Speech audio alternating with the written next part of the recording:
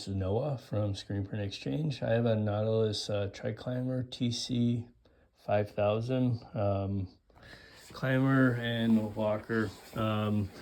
The drive board is shot, and it goes to ground and breaks the breaker on my house breaker panel.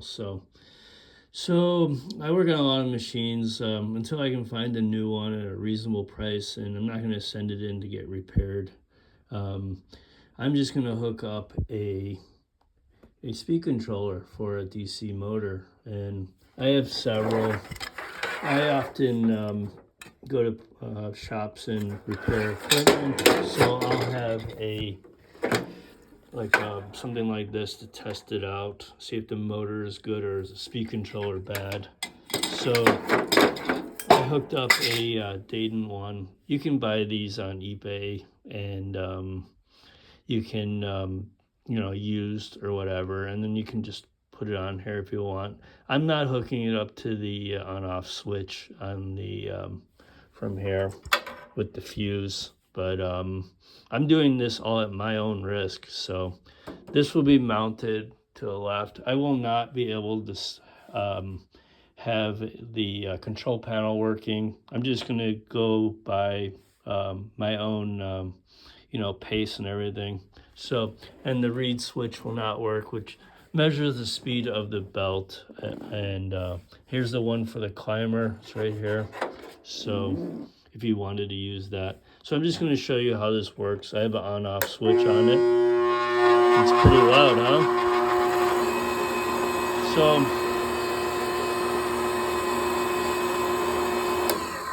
So basically I have a power switch that plugs into a plug, and then I have the motor attached to the speed controller, and I made adjustments inside so it runs smoothly and everything. So I'm gonna button this whole thing up and just use it that way until I either decide to get rid of this or make this a backup for my other old treadmill.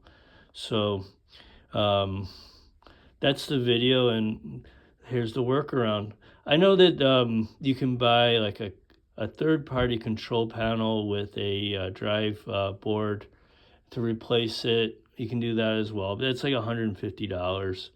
So I'm not going to do that. Whatever I have, and I'm going to work it that way. You just have to make it work. So that's the video, and that's, instead of buying a $700-800 board, you can buy something on eBay used for like $50 and go from there. Okay, I'll put the part number on